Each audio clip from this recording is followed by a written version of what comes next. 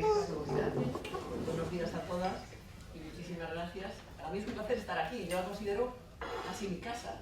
Como decía, he repetido el curso por el placer de estar y voy a cursos de continuidad y a los aniversarios del padre y todo eso. Y gracias a vosotras por venir, porque me imagino que con unas agendas muy apretadas, con problemas de tráfico, el estar aquí a las 4 de la mañana tampoco es así. No, es un placer, para ella es un placer, ¿verdad que sí? Es oxigenante todo. Y me gustaría, como decíamos antes, que me interrumpieseis cuando quisieseis apostillar algo, preguntar, comentar o discrepar, porque creo que eso lo hace más ameno y además me va a permitir reconducir las cosas hacia terrenos que a lo mejor son de más interés para vosotros que lo que yo tenía previsto. Pues nada, ya metiéndonos en harina, hay una reflexión, cuando yo me planteaba esto, digo, ¿de qué he aprendido yo? ¿Qué es lo que me ha movido? ¿Qué es lo que me ha motivado? Y hay una cosa que la tengo meridianamente clara, que lo que te mueve, o lo que califica a las personas, más que las decisiones que toman, son las causas por las que las toman, las motivaciones por las que hacen algo. Porque al final, seguramente, las personas coincidimos haciendo pues, lo que tiene que hacerse, lo que es sentido común, lo que es coherente y lo que es lógico. Pero a lo mejor el camino que se ha seguido para llegar ahí no es siempre el mismo. Y entonces eso para mí es muy importante. Entonces yo decía, bueno, yo vengo, ahora, entonces no existía la palabra, no se había acuñado aún, soy de una carrera STEM, estudié telecomunicaciones, y digo yo, ¿y por qué estudié yo telecomunicaciones? Entonces cuando yo miro y me respondo a esa misma pregunta, yo tuve la suerte de que soy niña de pueblo, y cuando digo de pueblo, con las patatas, porque además de la región patatera por España, por excelencia, de Galicia. Y tenía un padre que era maestro, además había estudiado aquí en Barcelona en los años previos a la guerra civil, pues no pudo seguir estudiando por precisamente desde el torno de la guerra, pero era una persona muy formada, muy militar. Y entonces yo tuve el privilegio de educarme como una princesa. ¿Por qué digo eso? Porque yo no fui al colegio hasta los 10 años. Me eduqué en casa con mi padre. Y entonces, entre lecturas de Platero y yo, de los hermanos Grimm, entre Quijotes y Sanchos, yo fui formándome con él. Y entre eso, entre las cosas que leí en esa época, no sé si mi padre lo hizo premeditadamente, nunca he tenido la oportunidad, ni se me ocurrió siquiera preguntárselo, cayó en mis manos una biografía de Madame Curie, que es un lugar común tópico para las mujeres que estudiamos en la tecnología. Pero, honestamente, y lo he buscado en casa de mis padres ese libro porque me encantaría encontrarlo, no tengo ni idea. Si lo veo lo reconocería, porque tengo memoria visual y recuerdo cómo era así alargado, en formato paisano, no era, pero vamos, no lo he vuelto a ver, ni sé nada de él. Y me dejó impresionada, de esa mujer que además era una inmigrante, que había sido la primera que recibió el premio Nobel.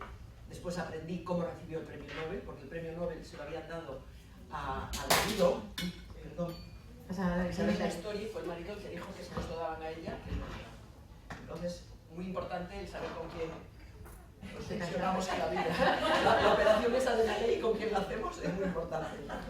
Entonces, yo recuerdo cuando ella veía que se quedaba con las manos quemadas. Yo la veía, también leía Vidas de Santos en la época, entonces me dejó impresionar entre los pastorcitos de Fátima y la química, porque veía que había algo de heroísmo y eso lo debí de leer con 6 o 7 años, y me marcó. Después había otra cosa también, que también eso influyó mucho, que se me daban bien las matemáticas y la física. Entonces, como se te daban bien, pues tenías que ir por ciencias. Y después había otra cosa, que ya es la asignatura que a mí más me gustó y era un hueso en Teleco, fue la física del estado sólido. Si hay alguna que sea física, pues es como la parte más heavy.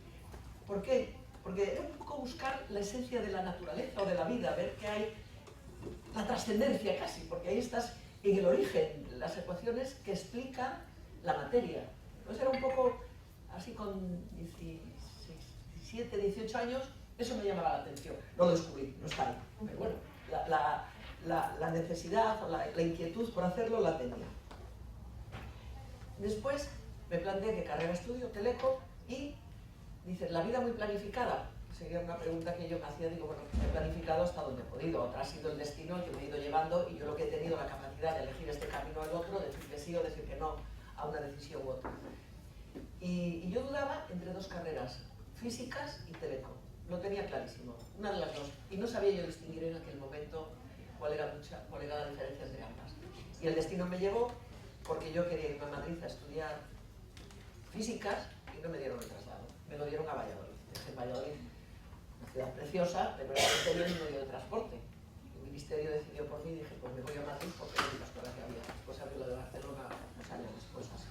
Entonces estudié telecomunicación y ya estoy, no me he arrepentido, porque tengo la suerte pues, de haber estudiado una carrera que en 40 años ha tenido una evolución tan grande como la tecnología de la construcción desde los romanos hasta hoy.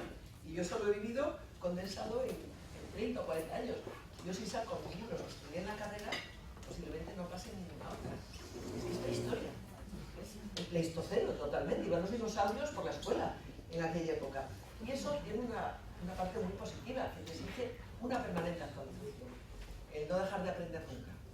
Eso es algo que yo creo que uno muere cuando deja de perder el ansia y el espíritu de aprender. Y así es como yo fui. Antes he citado ya a mi padre, y desde luego fue la persona que, sin ningún género de dudas, más me influenció y me emocionó cada vez que lo cito. Porque se murió cuando yo estaba terminada la carrera, leyendo el proyecto fin de carrera. Y entonces son situaciones que no. ¿Y qué hizo? Pues yo creo, y me lo han dicho, que me ha motivado. Eso que él encontró ahí una arcilla y tal, que era proclive a hacer cosas diferentes y tal, y yo creo que en parte experimentó conmigo, de eso que se estudia ahora de aprender sin libros, de ir formándote con lecturas, de plantearte que escribas sobre algo, que redactes. Y me inculcó unos valores, pues el valor del esfuerzo, la honestidad por encima de todo, el de pensar en los demás, el tener una opinión propia, la autoconfianza. Yo tengo detalles de él, de eso que en aquella época, estoy hablando de finales de los 60, el que un padre te empuje a conseguir cosas, a moverte sola, a que no tengas miedo de ir por la vida sola, de eso que... Pero vamos, yo con 13 años, soy de Orense, estaré en Orense, y ir a hacer algo y estar en el colegio cerrado aún y tal, y pillarme por la calle y decir, pero ¿tú qué haces? Con el frío que hace por la calle o con el calor. Y comprarme el periódico y meterme en una cafetería, que no era normal meter a una niña de 14 años sola en una cafetería. Eso que es... Y una cosa, la autoestima, eso lo vuelvo a recalcar porque es muy importante el ir sin arrogancia, pero a la vez ir con seguridad. Y eso tiene mucho que ver con los valores. Y en ese sentido, yo creo que hay una frase, que ahora me acabo de ser abuela, no lo había dicho, pero pues alguien no lo sabía.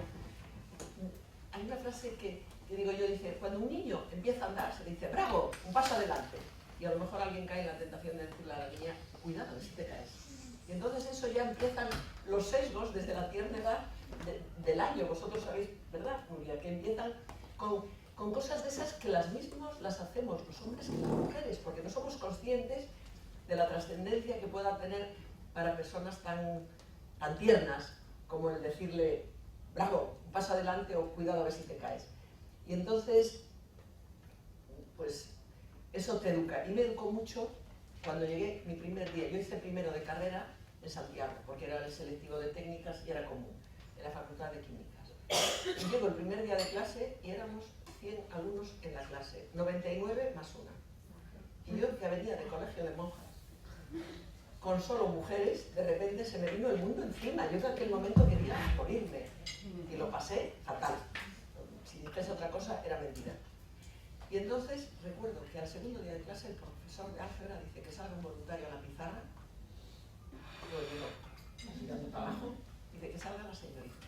La señorita salió y se le caían las lágrimas cuando apareció en la pizarra. Y yo recuerdo que salí de allí y dije, voy a pedir estadísticas donde hay más mujeres y allí me meto yo. Digo, farmacia había muchas, pero digo, la química no me gusta nada. Y después quedaba lo que era filosofía y letras. Pero llegué a planteármelo, digo, yo me voy a donde haya mujeres, yo no vuelvo a pasar por esto en la vida. Y decidí, recuerdo que llamé a mi padre, oye, ese es lo que me cuentas, perdón la expresión, pero y a partir de ahí decidí que no volvía a tener esos miedos. Y recuerdo que llegué a las vacaciones de Navidades sin que me diesen ningún miedo que me sacasen a la pizarra, sin miedo a que me preguntasen, porque era necesidad de supervivencia.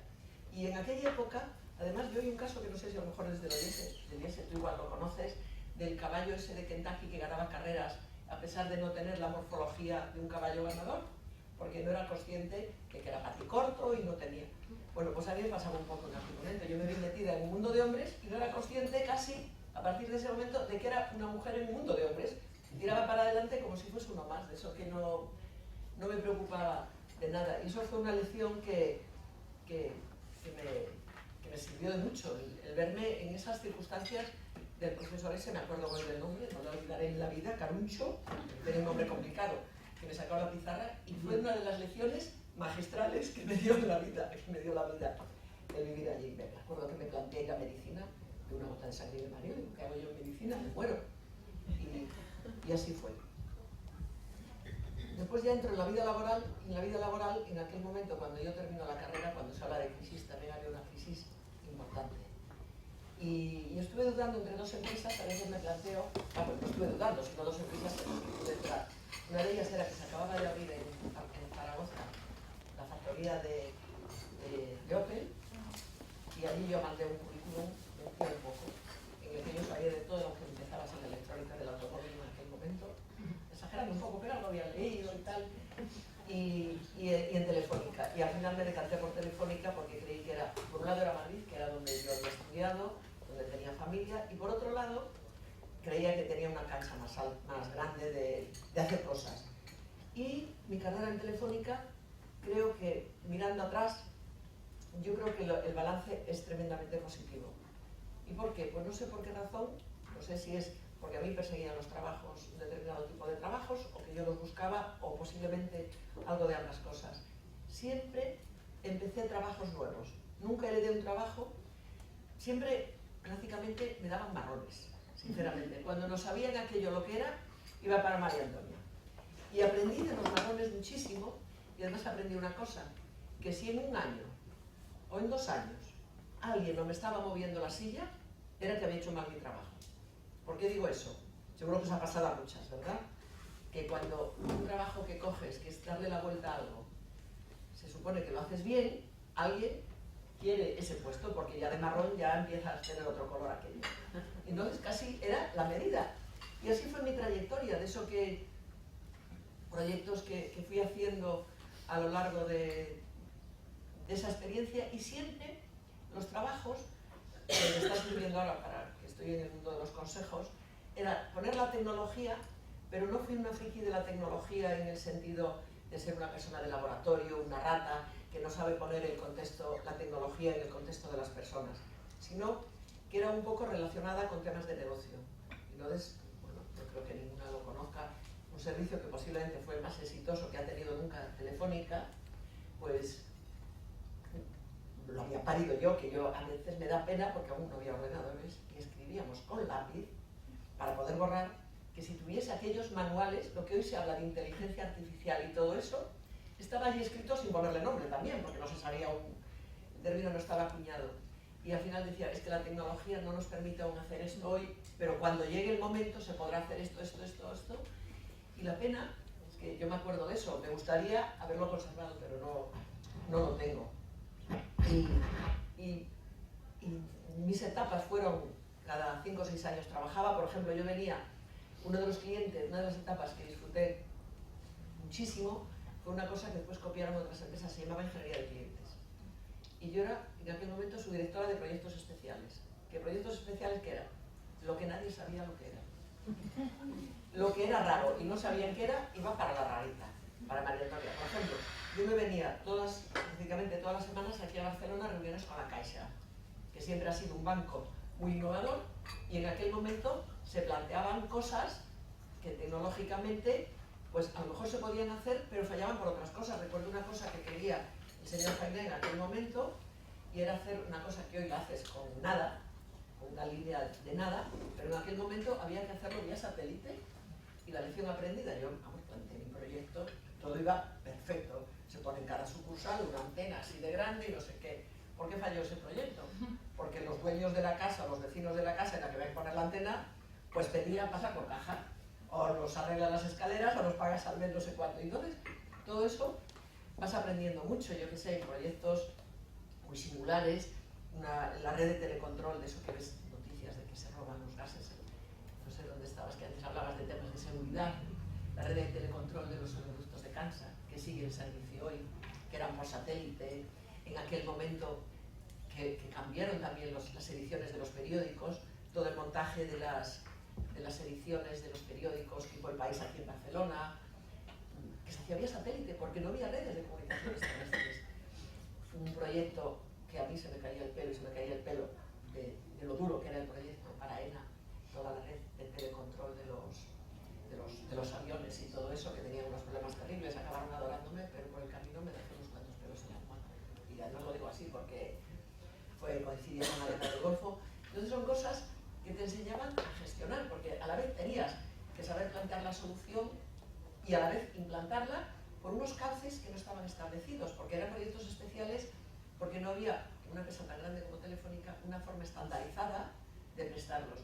Bueno, hay anécdotas que puedo contar. Cuando empezaron los servicios 900, no se sabían cómo darlos. Y allí tuve yo a mi gente instalándolos.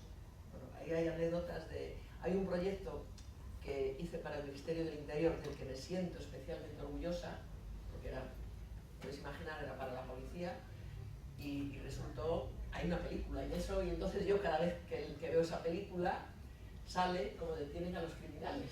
Yo ahí estuve yo, y además lo montamos con la gente mía, directamente, porque es que era tan secreto que no había forma de hacerlo de otra manera. Entonces, proyectos de lo más variopinto, y en aquella época yo sabía poner equipos para que hiciesen algo. Hoy, no, obviamente, no sabía hacerlo. Entonces fue una etapa en Telefónica en la que me dio muchas posibilidades. Todo eso que se estudió ahora de la transformación, lo aprendí allí. Entonces, ¿cómo no puedo estar agradecida? También aprendí de allí una cosa los jefes que he tenido. Los jefes los he tenido muy buenos, pero lo dejo restringido. 2, 3, 2 y el tercer dedo no levanto menos. Los he tenido muy malos, y ahí hay uno que lo pongo en el pedestal, y después había otros que ni me dejaron huella.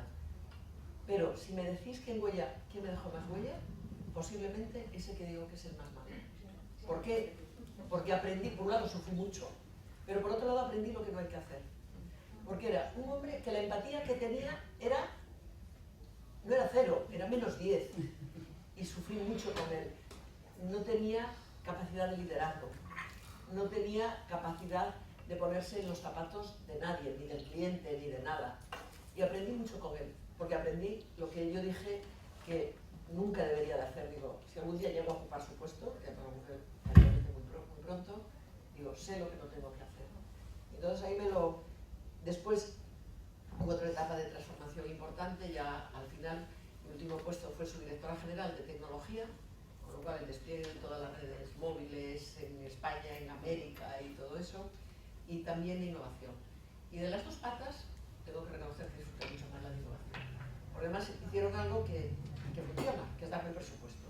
Con lo cual, yo cuando la gente me dice, mira, te han dado transformación, digo, pregunta cuánto dinero hay detrás y quién lo gestiona, porque si a ti te dan el cargo, te dan los galones, pero no te dan el presupuesto, vas a fracasar. Así que más vale que lo pongas por delante.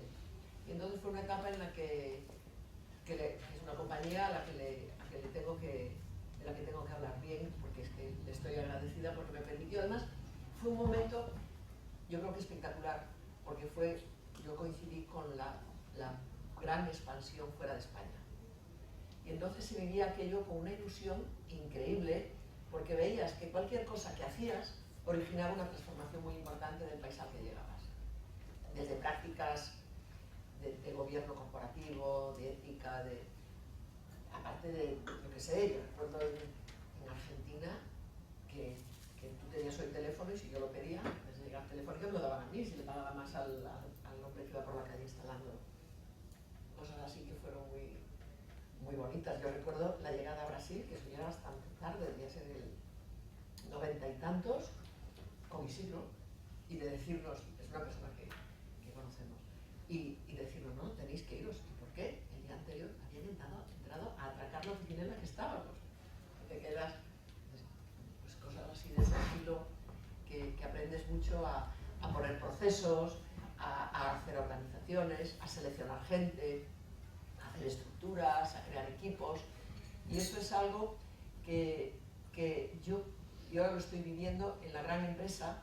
Lo aprendes mucho, porque al final lo que mueve a las empresas no es la tecnología. Yo todo el mundo de la tecnología, y lo digo, la tecnología, detrás de la tecnología, detrás de la organización, detrás del control, están las personas. Y entonces, yo una lección aprendida es que todo lo que como directivo inviertas en las personas es lo que va a redundar más en la empresa. Porque al final todo el resto lo puedes comprar con presupuesto y con dinero. Pero el talento, si no lo cuidas, se te va.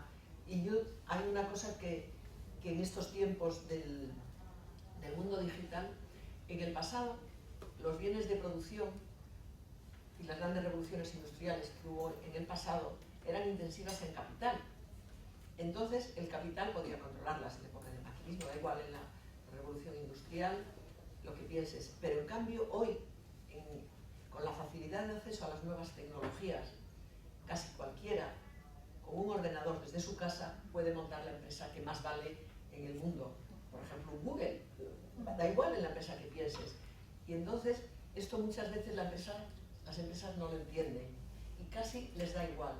Y eso me lleva a ser una ferviente defensora de la meritocracia, que no siempre funciona, debido a carne propia, vamos, casi nunca, en la realidad, y una defensora del papel del talento, porque es lo que hace realmente diferentes a las empresas. Y yo ahora, por el mundo que me muevo y tal, en mi mente tengo un ranking de las empresas por el talento que veo en los directivos que la representan. Y no sé si compartís esta visión. Yo lo tengo meridianamente claro, que es así, el apoyarte en las personas, el cuidarlas. Bueno, os voy a contar una anécdota que es muy personal, porque me pasó hace 4 meses o algo así. Salía yo en Madrid, si conocéis Madrid, en el Paseo de la Castellana, está el Hotel Villamanga, y al lado tiene unas oficinas grandes Unicaja, estoy en el consorcio de Unicaja. Salía yo de allí y me encontré con un señor, que sería 10 años más joven que yo, que había trabajado conmigo, y trabajó conmigo del 98 al 2002 o algo así, y luego había vuelto a ver. Se había ido de CTO de una filial de Telefónica fuera de España, e iba con su mujer. Y me hizo un comentario: ay, María Antonia, qué alegría verte, cuánto tiempo, no sé qué. Me dice la mujer: uy, tú eres María Antonia, qué ganas tenía de conocerte. ¿Por qué? Porque nos cambiaste la vida. No tenía ni idea de lo que me hablaba. Y entonces me dice: tú sabes que fuimos padres tardíos, y cuando tú cogiste, pasaste a ser jefe de mi marido llegaba a casa a tiempo de bañar a su hijo. Y dije yo: pues honestamente no me acuerdo. Dice: yo me acuerdo perfectamente, lo reiteraban ambos. Dice: porque, claro, en aquella época nosotros trabajábamos principalmente en la corporación y trabajábamos con América. Con América se despiertan pues a la hora de comer nosotros. Y entonces la tendencia a prolongar la jornada más allá de lo racional era muy fuerte. Y me dice: tú pasabas por allí y nos decías: ¿qué estás haciendo? Tal. Y dice: y eso no lo puedes hacer mañana cuando llegues fresco, que te va a llevar en lugar de 3 horas, a lo mejor te lleva 1 y ganas tiempo. Y dije: pues no era consciente. Y para mí fue una satisfacción, porque yo no era consciente de la trascendencia que una decisión tan trivial como esa tenía en la vida de las personas. Y habían pasado, bueno, el niño estaba en la universidad ya, en los años que habían pasado.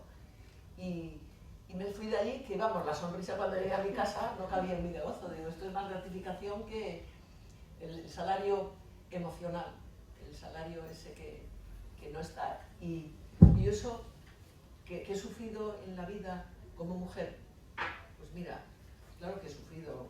Lo que pasa es que yo, vuelvo a decir lo mismo, no era consciente de que era por ser mujer, sino que era porque el mundo es muy competitivo. Yo digo que los hombres seguro que también sufren, y no es por ser hombres, porque es que al final la pirámide va así, y aquí arriba hay 7 ojos, y los corazos funcionan.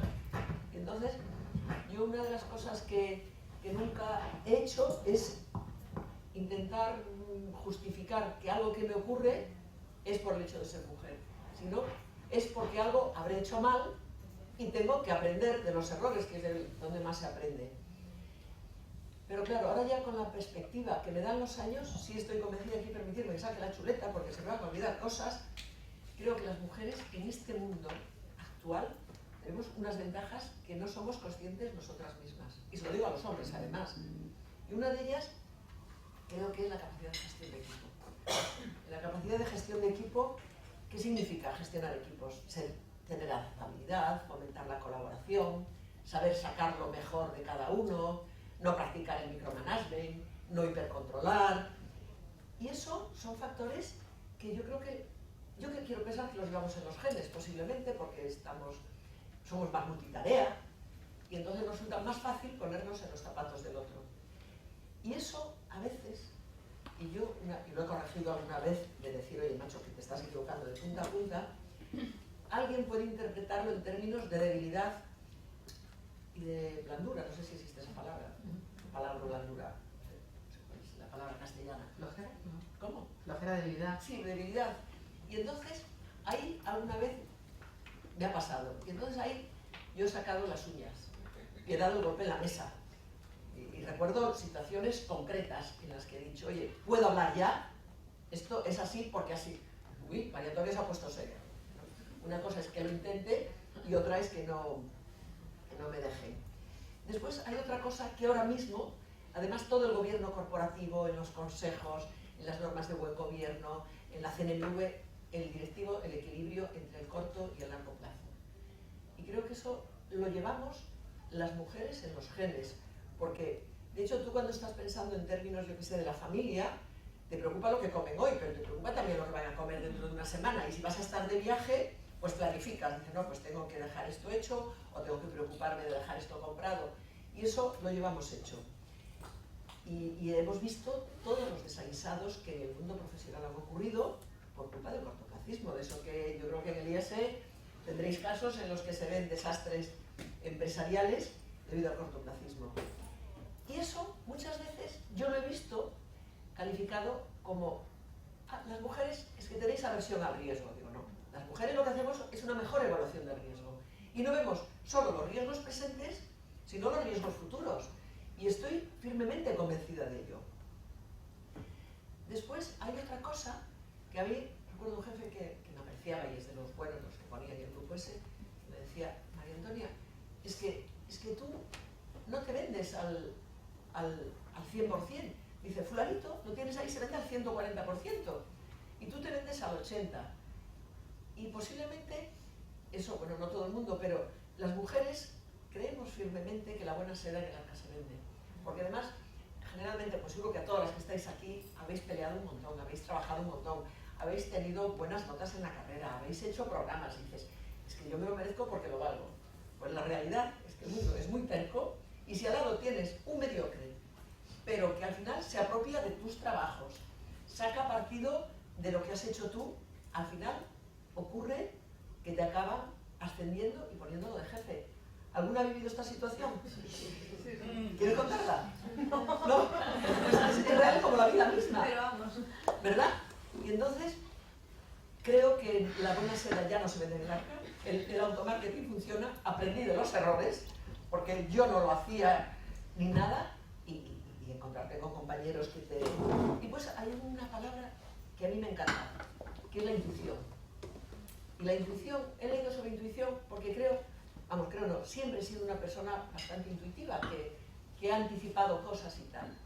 Y parece que la intuición se le suele poner la coletilla femenina. Y entonces cuando pones intuición femenina, eso es un contravalor y eso no tiene ningún mérito y tal.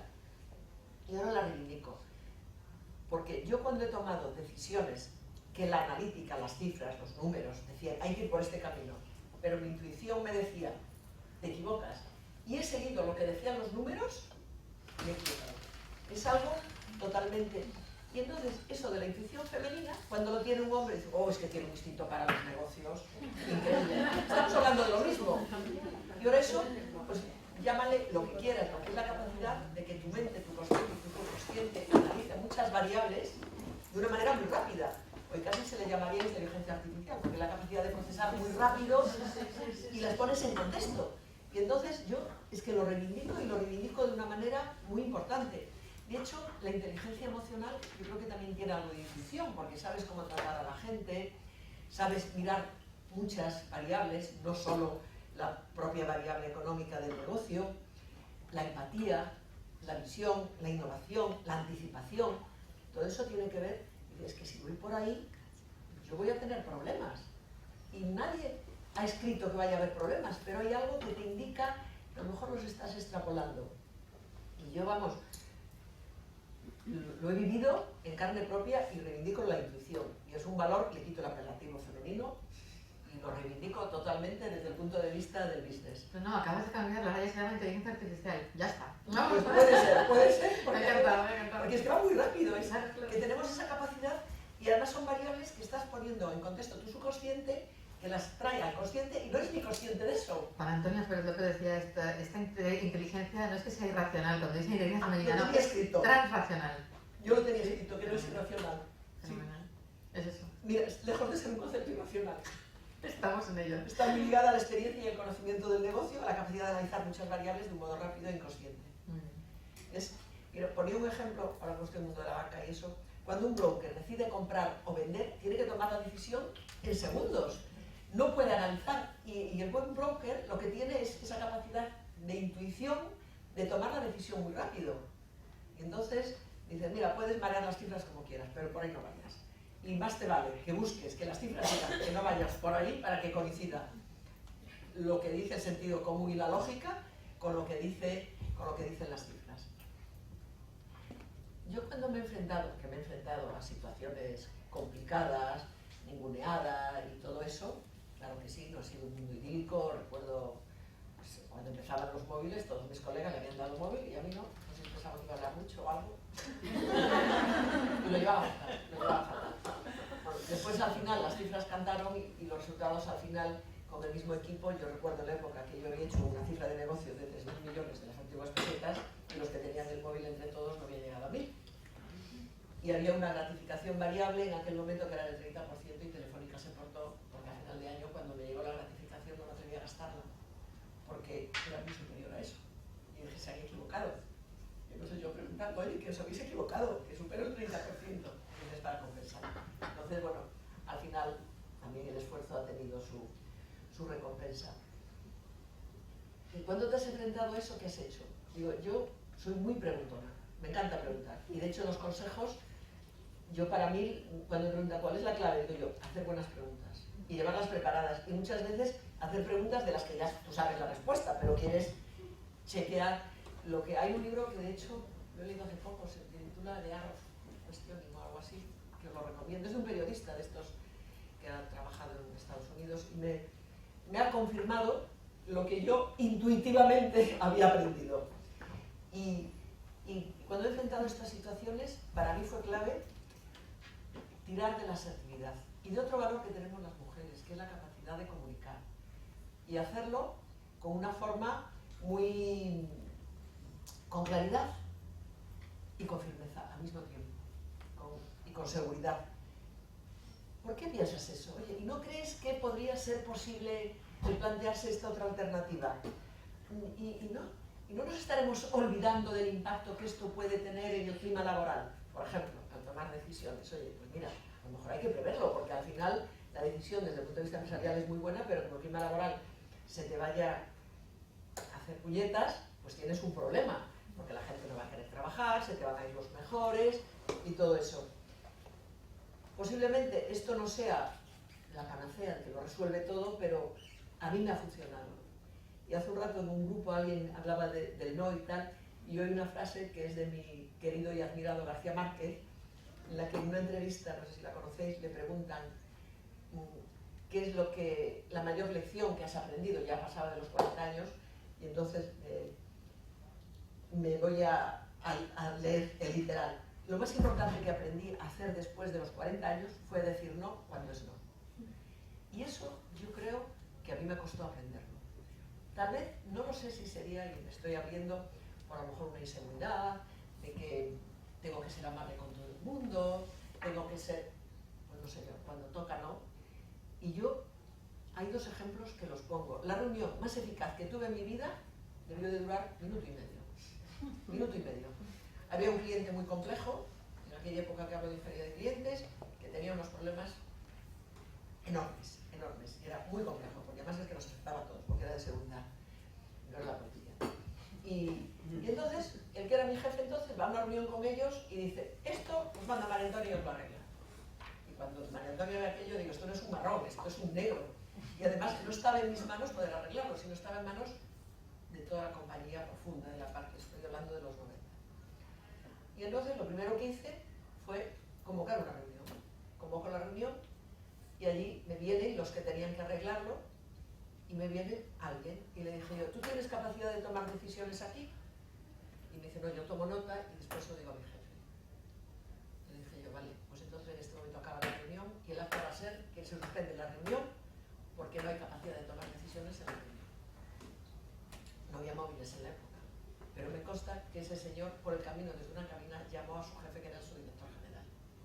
Y ese subdirector general estaba llamando al mío, y en 5 minutos me dijeron, lo vamos a arreglar, a ver qué es lo que hay que hacer. Y yo digo, es la reunión más eficaz que tuve en la vida. Digo, eso es el dar lo que yo le llamo el puñetazo en la mesa. Y de esas, yo creo que es actuar con firmeza, porque es que dicen, mira, aquí le preguntan, este ha venido a todas las reuniones y nunca ha dicho nada. Y a partir de ahí se arregló el problema. Y me pude retirar. Yo lo único que hacía era de vez en cuando controlar y ver que se iban cumpliendo los hitos y los plazos. Y nada más. Y una cosa que en mi despacho, desde el primer día hasta el último, siempre tuve 2 cosas que me inspiraron, pensar que estamos en tiempos del papel, muchas veces, es que yo en mi despacho entrabas y la gente llevaba la atención, veía carpetas y las carpetas ponían 1, 2, 3, 4. No ponían, yo qué sé, la Caixa, AENA, comunicaciones por satélite, no ponían nada. Recuerdo que me preguntaron, me dice, oye, ¿y tú por qué tienes ahí eso? Y después en la carpeta, perdón, en la mesa, le dio una traducción, carpeta 1, la Caixa, carpeta 2. Y me dice, ¿y por qué lo haces así? Digo yo, pues, porque no quiero que entre en mi despacho nadie como yo. Y dice, ¿qué quiere decir con eso? Digo yo, cuando entro en un despacho hago un screening, miro todo lo que tiene y de ahí saco conclusiones. Y entonces siempre el valor del dato que se dice ahora, en el fondo en aquel momento era el valor del dato, porque el dato era lo que ponía en la carpeta. Y eso lo he practicado siempre. Y otra cosa que yo me he llevado toda la vida, y lo sigo llevando, es la cultura de la pizarra. A lo mejor también por eso me gustó tanto el IES. La cultura de la pizarra era que en mi despacho y en las salas de reunión en las que yo me reunía, siempre había la típica veleda en la que al acabar la reunión, como decía uno, que era el director de Telefónica y +D, me decía, ahora María Antonia se levanta y nos pone los deberes. Entonces yo me levantaba, cogía la pizarra y decía, punto de acción, tanto, responsable, tanto, fecha, cuánto. Y eso ha funcionado siempre, porque eso en el fondo, ya en aquella época ya las pizarras permitían imprimir, lo imprimía, se lo daba a cada uno y digo, ya tenéis el acta y los deberes. Y funcionaba. Y sobre todo yo creo que daba mucha eficacia. Estoy contando anécdotas muy tontas, pero son anécdotas que me han facilitado el mundo de la gestión. Hay una frase que yo la repito y le he dicho porque a mí me ha funcionado hasta que para mí inspiraría toda mi gestión. No hacer a otros lo que cuando me lo hicieron a mí me hizo daño. Y eso es el aprendizaje ese de lo negativo, pero para mí es una frase que es, vamos, la llevo escrita en letras de oro, porque me funcionó un montón. No hacer a otros lo que cuando me lo hicieron a mí me desmotivó, me hizo daño. Yo he salido de despachos llorando literalmente, y entonces digo, no quiero esto, a veces se te olvida, seguro que si hablas con gente, dices, esta fue a mí me hizo no sé qué, me hizo perder el tiempo, y después siempre actuar con honestidad.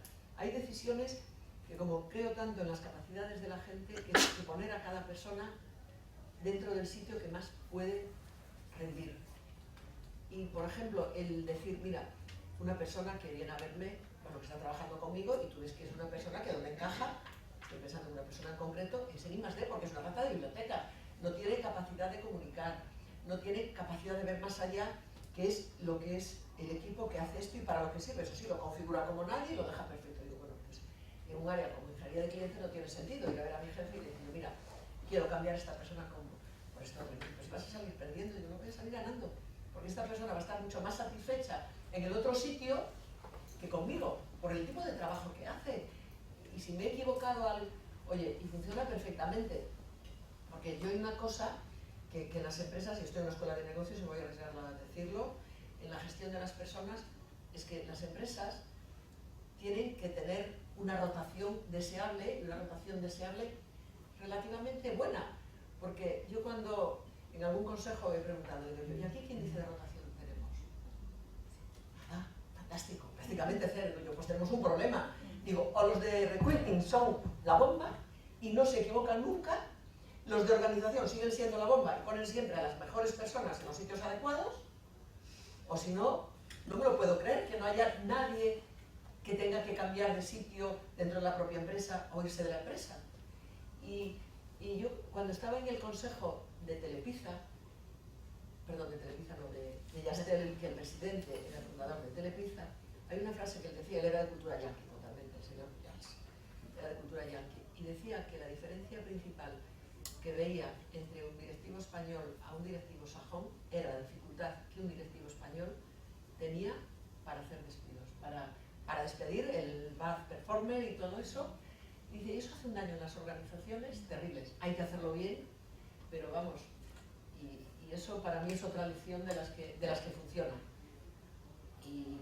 Y yo viví la transformación en Telefónica, un monopolio en la que prácticamente las capacidades de gestión y de hacer esas cosas eran muy difíciles, pero en aquella época conseguía gestionarlo. Lo gestionaba de un modo indirecto, muy sutil, porque lo que hacía era encargarle cosas a gente que sabía que no le iban a gustar y todo se me acababa haciendo.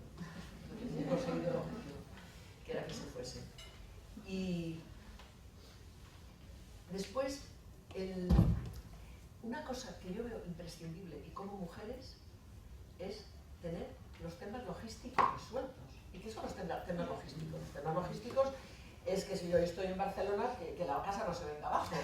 Y entonces yo me he encontrado mucha gente joven que tuvo mucha capacidad de organizar proyectos, de tomar decisiones y todo eso. Y en tu casa parece que al llegar toda esa capacidad la cuelgas con el abrigo en el canchero y al llegar a casa te olvidas de lo que es la gestión profesional.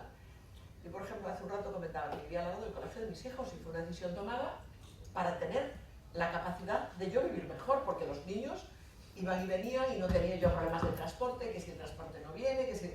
Pues a partir de los 9 años iban solos o una chica se los llevaba de la mano andando, pero no dependíamos de nadie. Y después, para mí hay una cosa fundamental, elegir perfectamente el compañero de viaje con el que te vas a casar. Y yo recuerdo que ponía dos condiciones en aquella época, y además las he cumplido. Quería un marido que su madre hubiese trabajado. Me preguntaréis por qué. Digo, para que supiese lo que era ponerse una camisa sin plancharse, el tener que freírse un huevo, y que hubiese vivido fuera de casa antes de casarse. Por la misma razón. Y lo he cumplido. Y me dicen, ¿pero cómo tenías eso? Y yo, pues no lo sé. Porque posiblemente solo habría hablado con mi padre o algo así, pero era clarísimo. Y funciona gracias a eso, porque es que desde siempre, bueno, yo ahora tengo un hijo que me hace gracia, porque se casó el año pasado, si se cae un botón, yo no sé enseñar a coser un botón, y la que no sabe coserlo es su mujer. Y el otro día me decían, tenías que enseñarnos a los dos, y dice, sí, enséñale a ella, porque es que me toca a mí coger la aguja. Y entonces, eso que lo digo así en un poco jocoso y un poco de broma, para mí es una realidad el elegir el proyecto de vida, que tienes que compartir muchas cosas y muchos valores y hablarlo mucho antes de dar el paso adelante. Porque si tú no compartes el tipo de vida que quieres llevar con la persona con la que te vas a unir de por vida, el fracaso está abocado. Y en esto es muy importante, es muy importante. Y yo tengo la suerte de que siempre tuve el apoyo de mi pareja y de mis hijos. Uno de esos jefes que me inspiraron, permitís que cuente otra anécdota, es una persona conocida y tal, recuerdo que con, no sé qué edad tendrían mis hijos, 8 o 10 años, mamá, no te vayas a trabajar, mamá, y lo pasé mal, francamente mal. Y yo recuerdo que le decía a este señor, ahora preside una empresa de nubes, le dije yo, mira, tengo unos problemas bestiales, cada vez que vengo a trabajar es que me siento fatal. Y me dicen, toma la decisión que quieras, eres libre para tomarla. Pero como tú ahora rebajes la vida laboral, cuando tus hijos tengan 17 o 18 años, no van a recordar el esfuerzo que tú has hecho hoy, ni las renuncias a las que tú has hecho a esta tierna edad, y a los 18 años van a tener mucho más que compartir contigo si tú sigues enfocada en el mundo laboral. Y vamos, me he acordado de él, de hecho no lo he olvidado. Y en cuanto a los trabajos, me comentaba Nuria cuando veníamos, ¿verdad? Ayer leía, no sé si en Expansión, en algún sitio así, una frase de Warren Buffett. Y dije, mira, y decía, más o menos, lo podéis buscar porque es de ayer, que las personas se van de los jefes y que cuando busques trabajo, me preguntaban en una charla en la universidad y tal, que te fijes más que en la empresa, en el jefe que vas a tener. Y yo la suscribo tanto que alguna vez, y ya por decir la voluntad de ese día, he dicho, si yo hubiese podido siempre elegir elegir jefe, me hubiese fijado en la esposa, a quien hubiese querido conocer y entrevistar, a la esposa que tiene, porque sé que en función de la compañera que hayan elegido, va a ser su comportamiento hacia mí, y lo tengo meridianamente claro. Y en cuanto a los trabajos, hay una frase de Coco Chanel que dice que no existen mujeres feas, solo mujeres que no saben alegrarse, solo mujeres que no saben arreglarse, no sé si la conocíais. Pues yo esa la aplico al mundo de los trabajos. Y creo que no existen trabajos feos, lo comentábamos antes, sino que existen trabajos que aún no han encontrado esa persona que les dé la vuelta y los haga bonitos. Y generalmente eso es un reto que a mí me gusta, el entrar en cosas que parecen feas y hacerle un restyling total y darles la vuelta. Y se disfruta mucho. Y a mí hay una frase que le tomo prestada y le he citado tantas veces, que es del profesor Nueno, de Pedro Nueno. Me imagino que muchas se la habréis oído, en la que más o menos dice, él decía, si vas a arrancar un nuevo proyecto, no preguntes, tira para adelante. Arráncalo y cuando empiece a dar los primeros frutos, consigue que lo compre tu jefe. Y una vez que lo ha comprado tu jefe, da igual, consigue que lo asuma como propio. Y es una frase que para mí es de las que tengo también en letras de oro, porque funciona, os lo garantizo que funciona. Y es ese rasgo que aparentemente puede indicar un poco de generosidad, pero para mí no es generosidad, es que como funciona es egoísmo, porque es que tú le das el proyecto y digo, recuerdo un día a un político que estaba en una escuela de negocios, no era el IES, dice, me han dado un montón de dinero para montar un centro de I+D, de innovación y tal, y ¿y qué vas a meter allí dentro? Y dice, eso no lo sabemos, es que era un proyecto de real estate. ¿Por qué me dices eso? Y yo digo, bueno, como todos los políticos, lo que sabéis hacer es edificios, y pues ya veo que meto dentro del edificio, y un día lo veo en la tele diciendo, claro, es que aquí lo que estamos pensando, a ver, porque queremos hacer esto, pero antes del edificio tenemos que pensar que, oye, cumplido el objetivo de lo que me ha comprado la idea, pues qué mejor que eso, que funcionen así las cosas. Y entonces, pues esta frase de no vas a arrancar, del profesor Bueno, la llevo en el alma, porque ¿a cuántas no os han robado algún proyecto? ¿A cuántas nos han robado una idea? Pues pensar que esa idea nos la han robado, sino es pensar que esa idea era tan buena que alguien la ha asumido como propia y entonces en lugar de trabajar en ella tú sola, trabajas ya en equipo y funciona. Porque más al final en la vida, yo creo que al final encuentras lo que has sembrado. Y pasa el tiempo y al final te encuentras que aquel proyecto que teóricamente te habían robado, alguien recuerda y dice, oye, tú estuviste en el germen, en el nacimiento de tal cosa. Y dices, pues sí. Y dices, sí, lo sé, porque tal. Entonces, yo creo que merece la pena ese rasgo de generosidad y no calentarse el tarro diciendo, me han robado. Es que no es verdad. Quisiera resaltar que desde cuando yo, aquella anécdota que contaba del profesor Carucho hasta hoy, han pasado tantos años, 40 y muchos años. Y la mujer en España hemos avanzado en ese tiempo que no os podéis imaginar. Los que sois más jóvenes, parece que toda la vida ha habido todas las mismas circunstancias que hay hoy. Y además yo digo una cosa, que la mujer en España, ese recorrido lo ha hecho en un plazo de tiempo. Hoy estamos homologadas a cualquier país europeo, occidental. Pero ese recorrido veníamos de más atrás y lo hemos hecho en un periodo de tiempo más corto. Y eso yo creo que ha descolocado a muchos hombres. Yo he visto hombres que yo los veía, los hacía sentir como nerviosos o como, no emplearé la palabra amedrentados, pero un poco inquietos, de eso que dicen, oye, es porque no saben cómo tratarte, no se han educado en un mundo. Y entonces yo soy positiva, que se ha avanzado mucho, que han cambiado mucho las cosas, que no hay que levantar el pie del acelerador y, por ejemplo, ahora mismo, en el mundo de los consejos, si alguna estáis o queréis estar, dices, tú además tienes un programa, una pregunta que mucha gente me ha hecho, me dicen, oye, ¿y qué hay que hacer para estar en un consejo? Digo, mira, la primera cuestión es conseguir el primero, porque es que no sé por qué razón la gente quiere gente que ya sepa cómo funciona un consejo. Y entonces, yo lo que le digo a la gente, digo, el primer consejo no va a estar en el consejo, no vas a estar en el consejo de clientes, quítate esa idea de la cabeza. Seguro que tu empresa tiene filiales, cierra acuerdos con clientes. Bueno, pues métete como dominical en una empresa que esté en el ámbito de tu propia empresa. De eso que no te van a lo mejor ni a pagar dinero, no vas a tener reconocimiento así grande, pero te va a permitir aprender a cómo las cosas técnicas que tiene la gestión de un consejo. Yo cuando entré en el primer consejo, que fue en el de Yastel, acababa de salir de Telefónica, llevaba un año y pico fuera y tal, y el problema, buscaban a alguien que viniese del sector de las telecomunicaciones, con lo cual era como muy de nicho, porque al final operadoras en España hay 4, no tienes mucha cancha. Con el tiempo me di cuenta de que había, para mí, el nicho se había abierto así de grande, porque es el nicho de la transformación digital, la innovación y todo eso. Y entonces yo digo, y he ayudado a varias a redactar su currículum pensando en consejos, digo, tú eres el producto, te tienes que vender tú.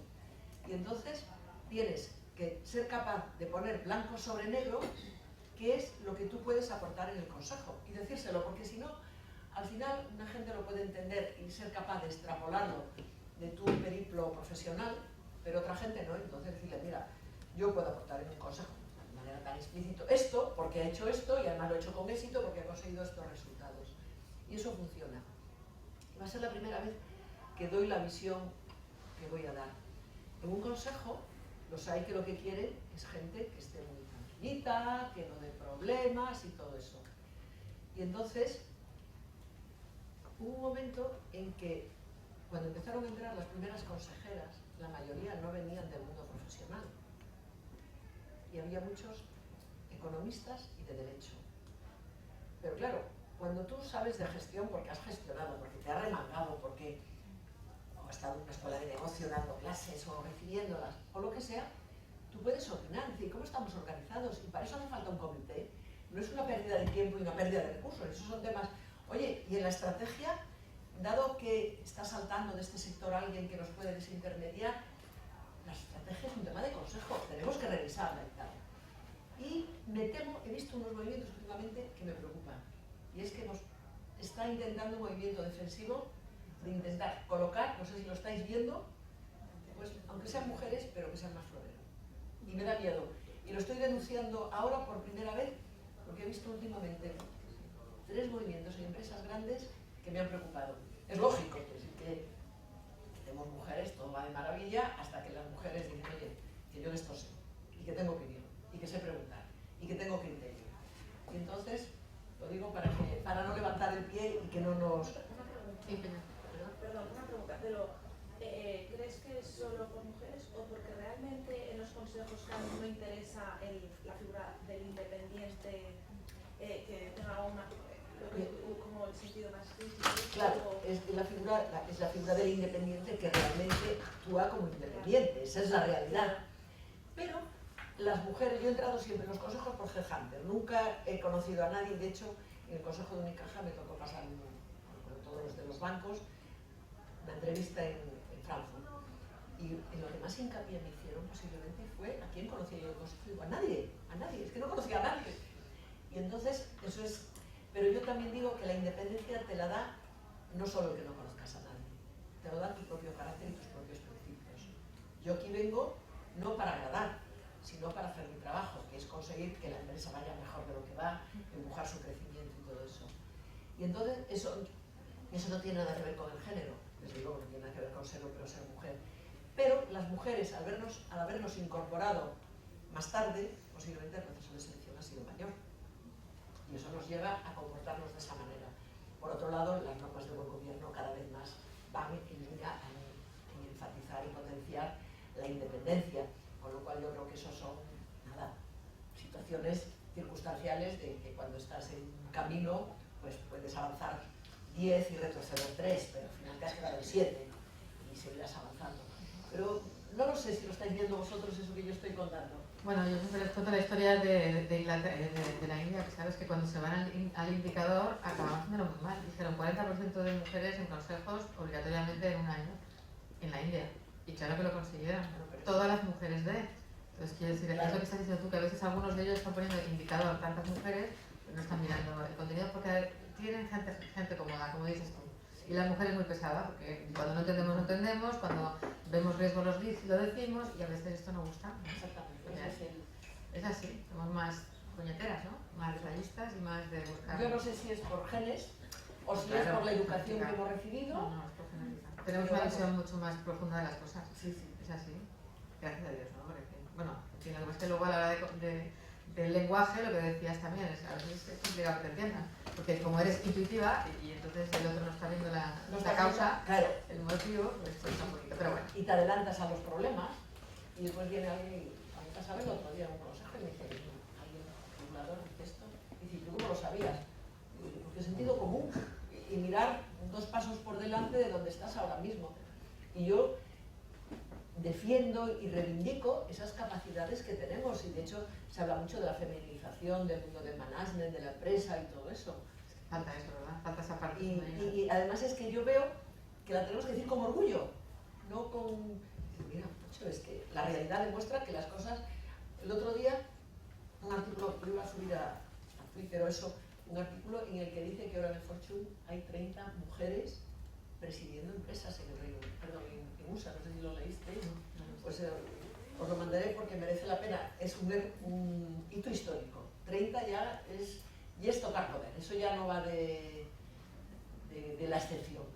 Y además es que las que lo están haciendo muy bien, y además son empresas que tienen un gran componente que se ha asociado al mundo del automóvil y tal, que se ha asociado a un componente más masculino que femenino.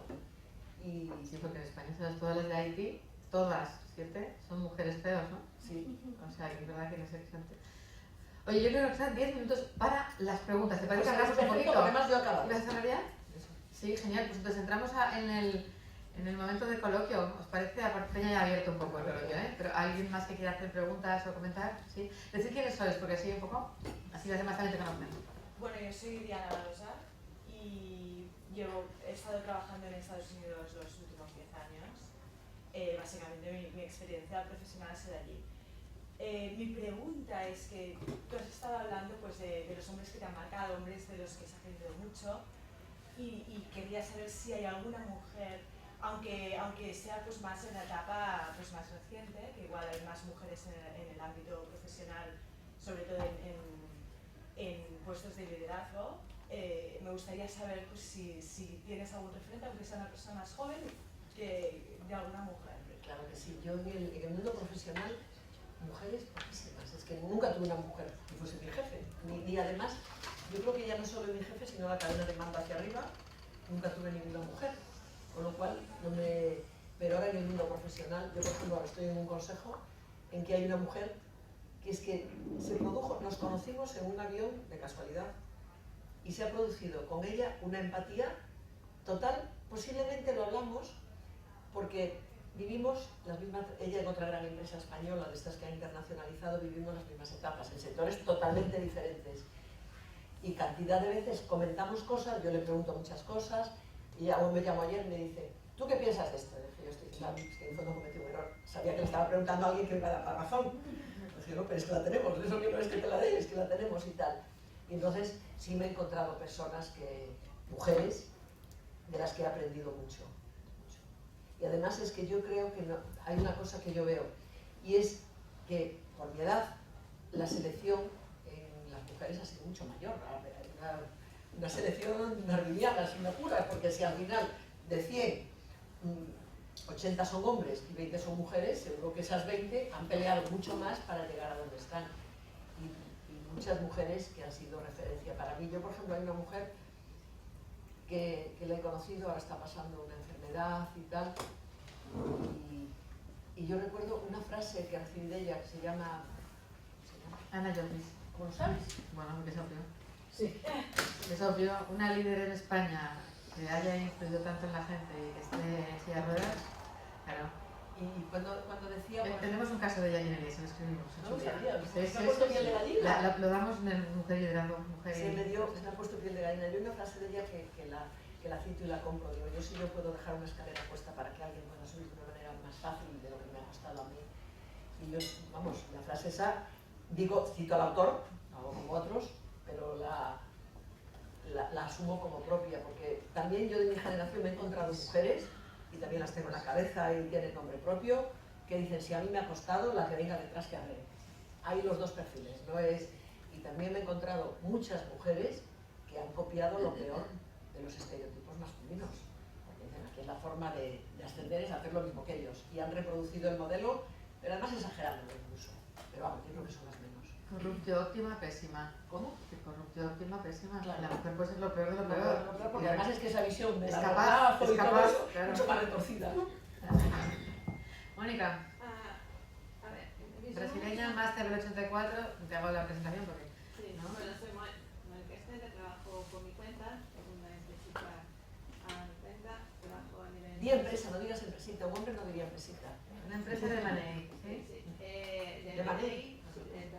una red internacional, trabajamos con operaciones internacionales de todo el mundo, usamos operaciones individuales. Empresita, ¿ves? Y por eso, es que son de las cosas, Sí, ¿verdad? sí, Un sí, hombre sí. habría dicho, trabajo en una empresa. Perdona que corrija un poco así confianza. Habría dado un título. Sí.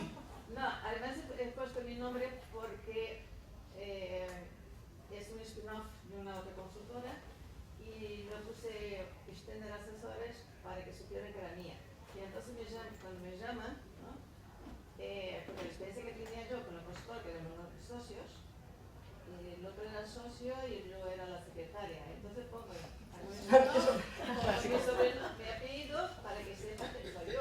Y me llaman, está tu marido, y cosas, yo sí, está el trata de otra cosa, así, esto me lo cuidas conmigo. Porque Sí, eso es una ahí realidad, sin está, ninguna duda. aquí en España esta cosa. Yo no soy de aquí. Y yo cuando me vine aquí me encontré este machismo que yo no estaba acostumbrada. Yo vengo de una familia que mi bisabuela con mi bisabuelo formaron una empresa y trabajamos los dos y llevaban una empresa. Tengo mujeres trabajando en los dos lados de mi familia. Tengo mi tía abuela, que fue la primera enfermera brasilera en Brasil, que hizo el máster en la Hopkins, en Estados Unidos, en aquella época. Ahora es nombre de la facultad, no sé qué es nombre. Del otro lado tengo mi bisabuelo, tenía 6 hijos y dio facultad a los 3 hijos, dijo, si los chicos tienen derecho a estudiar, las chicas también. Entonces, toda la familia de mi abuela tenía facultad igual. Mi madre hizo arquitectura. Así que yo seguí. Claro. Entonces, este comentario que has hecho de que yo no me doy cuenta de que no soy hombre y que no puedo hacer cosas. Yo voy. ¿Verdad? Yo voy. ¿Entiendes? Claro. Sí, a veces me encuentro con esto, mi marido también está, bueno, sí está, pero cuida conmigo porque estoy de tratar de otras cosas, ¿no? Y esto creo que es la cosa que Lo del me caballo. llama la atención. El caballo que no sabía Porque que no podía ganar. el feminismo de hoy a mí me molesta, A mí también. porque nos hace daño, ¿no? Entonces, tenemos que trabajar juntos, cooperar juntos, Y no encontrar. ¿no? Y no en contra, y parece que estamos ahí uno contra otro. Y después poner el acento en chorradas, Eso. estáis de acuerdo con el lenguaje, compañeros y compañeras. Es que a mí me parece es desvirtuar el objetivo. Es que Pero pones hay, el acento hay intereses creados por ahí atrás que ya... y hay un lenguaje detrás de todo eso que no ayuda. Y eso que tú dices de venir de una familia, me encanta. Cuando antes citaba a Pujals, dije, yo me he sentido, vamos, con opinión total y con libertad, y al contrario, valorada para decir lo que... Y recuerdo que él contaba una anécdota parecida. Él era cubano cuando la revolución castrista se fueron y su madre era arquitecta y dio clase en Estados Unidos o algo así. Dices, claro, cuando decía antes entrevistar la familia, y yo tengo el caso que no lo he contado de mi madre, una mujer admirable, súper lista y que no estudió y se murió reprochando a su madre el que no hubiese estudiado. Pero vamos, yo me acuerdo a mi madre con 80 años y quería mucho a su madre, y yo llevo el apellido, el nombre de mi abuela y se lo reprochaba. Mi madre Como era era mujer, No, en no, no, aquel no, momento también tenía más de tiene 100 años. 93 años, ahora 7 de julio cumple 94. Es catequista hace todo el mundo. mundo, vamos por el barrio y es imposible caminar porque la paran todo el mundo, porque ahora ya los exalumnos ya tienen nietos, entonces ya... Y ahora está, la parroquia le pidió que formara para la primera comunión a deficientes mentales. Yo estuve en Río en marzo, estaba preparando para la comunión de mayo, 4 deficientes mentales, un autista, el otro con síndrome de Down, y los dos Con 90 y pico años. y tenía que ver cómo ella pensaba para poder enseñar algo tan etéreo como la Trinidad, o como Dios, o como... Y cada clase era un... Voy a asistir yo, porque es que... Un regalo. Es un regalo. Mónica, se nos va el tiempo, tenemos ya fuera de tiempo, pero bueno, 2 preguntas seguidas y así tú contestas las 2, ¿vale? Sí, yo soy Ángela Crespo, soy farmacéutica, o sea que es un ámbito más de mujeres quizá, y trabajo en laboratorio Sorpresa. Acabo de llegar, he estado apenas 2 años de directora general de una compañía y ahora lidero un área. Y estoy muy preocupada porque veo que, claro, yo tuve una reunión con 20 mujeres y 2 hombres. Entonces es como si tuviéramos un fenómeno inverso, es decir, no sé si las mujeres realmente somos mucho más buenas, y no hay hombres. Entonces no hay hombres en las posiciones intermedias, evidentemente. Yo estoy con 3 hombres y yo. Pero en las intermedias, de la gente que sube, todos son mujeres. Y entonces a mí me falta algo. No sé si me faltan hombres. Y hago entrevistas, en Atenas incluso me pasó igual, hacía entrevistas y eran mejores las mujeres. Lo de la paridad va a ser un problema Es que después si te daremos la vuelta. está pasando ya en oposiciones de técnicos comerciales, de jueces, médicos, todo eso al final son mujeres.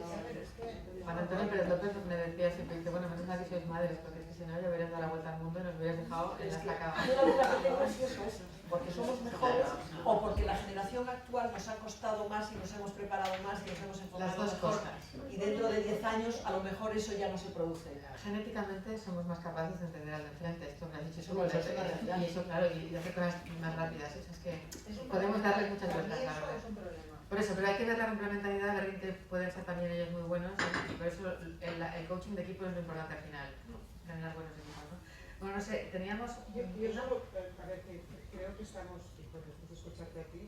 máster del 80 y... Sí, soy MBA del 87 aquí y dirijo una empresa inmobiliaria de real estate. Y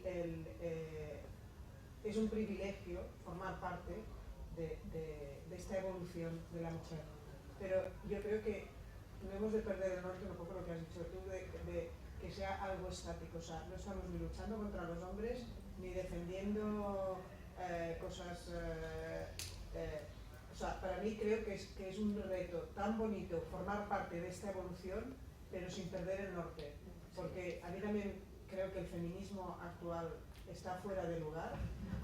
Creo que se nos mete, o sea, aprovechando que el río, o sea, por ejemplo, ahora que estamos de moda las mujeres, lo que me decías antes, ¿no? De que en un consejo que te escojan por ser mujer.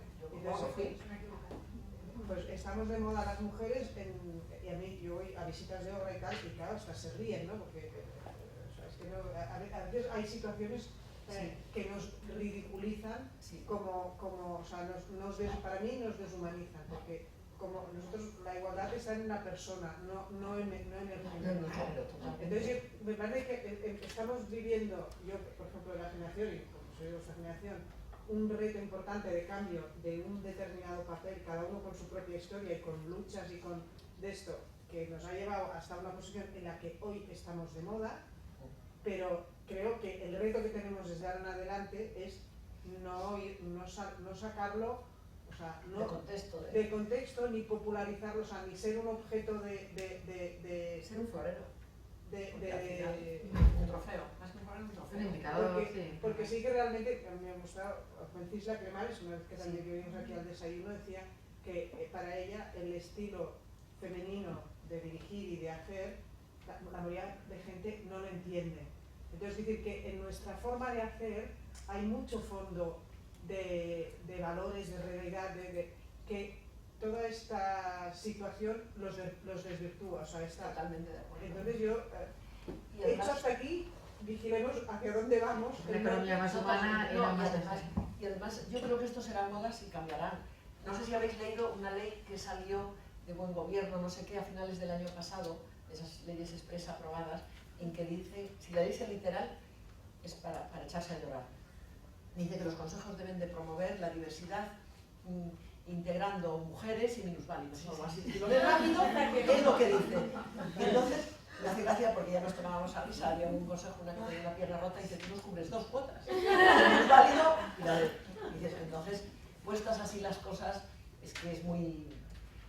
Yo creo que volverán las aguas a su cauce y que todo esto que hay, el otro día me comentaba una amiga que dando una charla sobre, es abogado y sobre el tema del derecho penal. Dice, yo como abogado pienso, y que se levanta una y que le dice, me parece mentira que tú como mujer hayas dicho yo como abogado.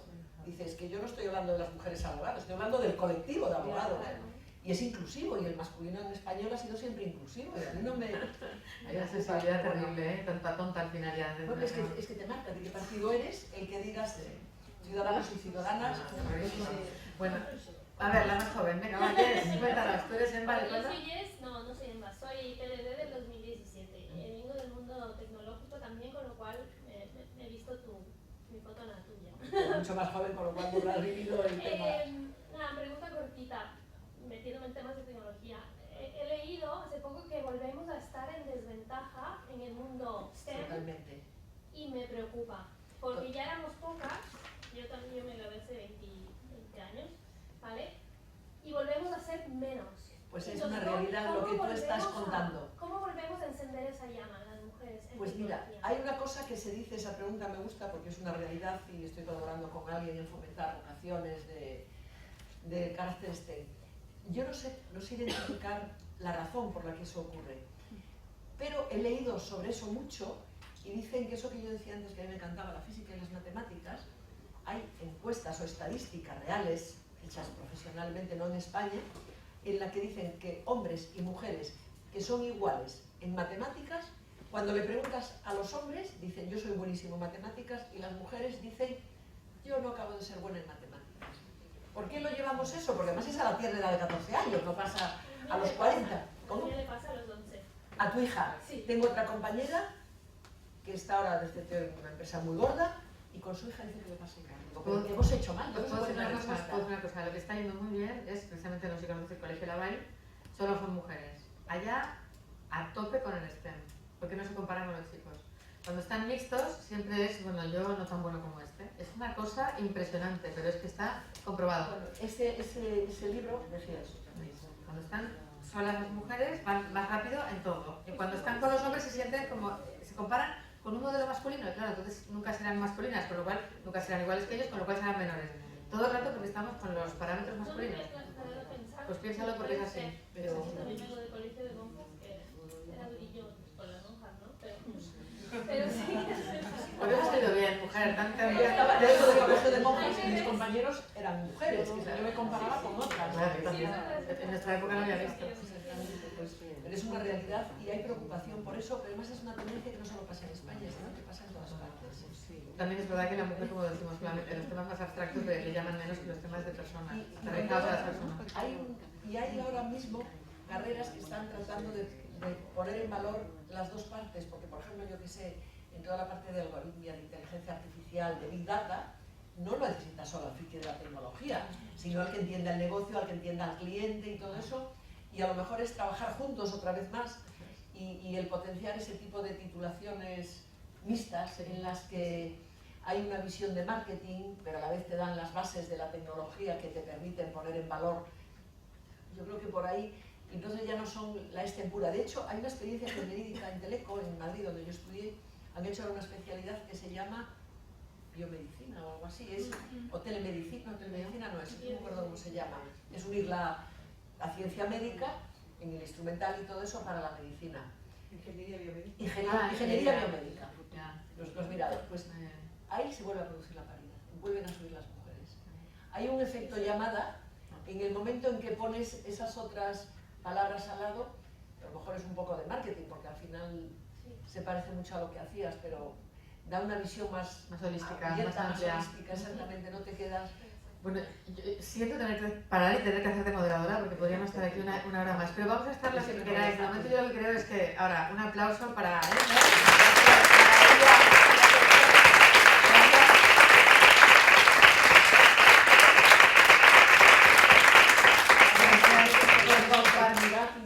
Gracias por compartir tu vida, tus experiencias, tanta sabiduría y nada, ahora vamos a levantarnos por eso porque hay gente que quiere trabajar, pero también se queda aquí hablando con